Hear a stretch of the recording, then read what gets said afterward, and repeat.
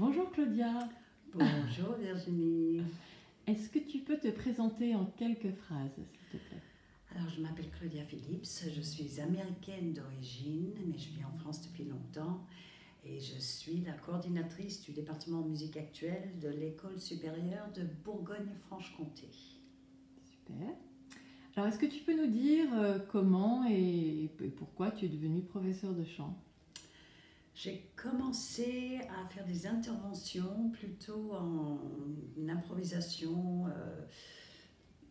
expression vocale, j'ai envie de dire, plutôt dans le cadre de ma pratique en tant que chanteuse dans les musiques improvisées avec mon père, qui est un contrebassiste qui s'appelle Barb Phillips, avec qui j'ai beaucoup travaillé quand je suis arrivée en France. Et dans ce cadre-là, souvent on nous demandait de faire des stages, donc j'ai commencé un petit peu sans avoir du tout, moi, un parcours académique, que j'ai toujours pas d'ailleurs.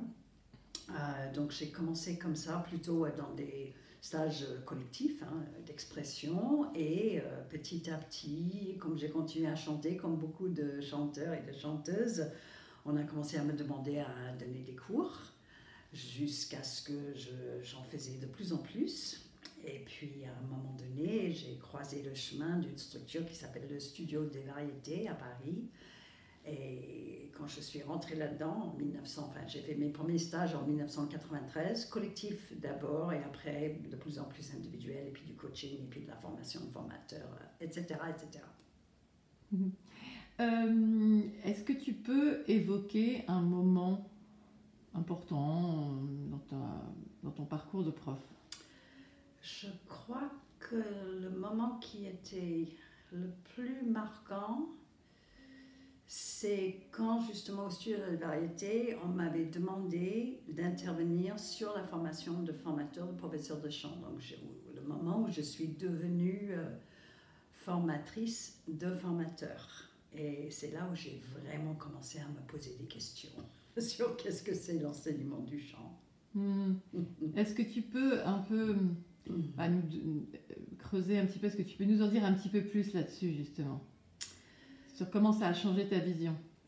Comme je suis autodidacte en tant que chanteuse déjà moi-même, et en tant que prof aussi d'ailleurs, j'ai vraiment tout ce que j'ai appris en technique vocale, c'était en faisant travailler les gens en fait.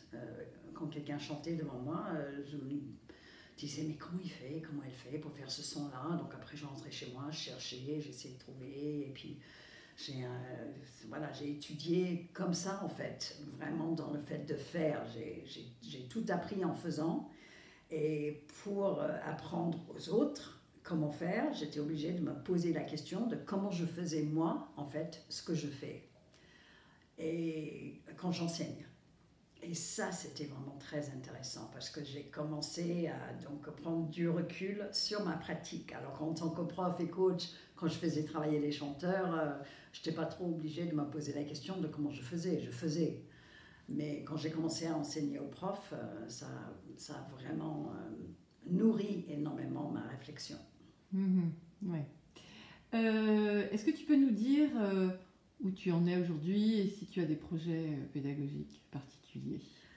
Alors, où je suis aujourd'hui, je suis à quelques années de la retraite, donc ça commence à se profiler un petit peu. Je ne compte pas arrêter de travailler d'ailleurs après la retraite, je pense que je vais continuer quand même pas mal. Je viens cette année de quitter donc mon poste fixe au Studio des Variétés, donc il me reste le poste à Dijon, qui me passionne toujours autant, et du coup c'est une petite transition vers effectivement un rythme un petit peu différent avec une seule structure. Et en fait j'ai recommencé aussi à faire de la musique pour moi-même, donc ça c'est vraiment très très chouette, ça m'apporte énormément de joie et de bonheur, avec en plus d'anciens étudiants de l'ESM. Donc ça c'est chouette, de faire de la musique avec des jeunes, j'aime beaucoup. Et pédagogiquement, je suis de plus en plus intéressée par de la recherche. Avec des collègues, on est en train de monter des questionnaires qu'on voudrait envoyer à beaucoup d'établissements en France, faire avancer un petit peu la réflexion autour la place de la voix dans les musiques actuelles, dans les conservatoires.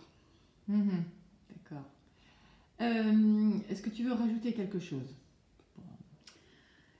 Mais puisque c'est pour la FPC, cette petite interview, c'est une deuxième rencontre, la rencontre avec cette association qui m'a transformé la vie.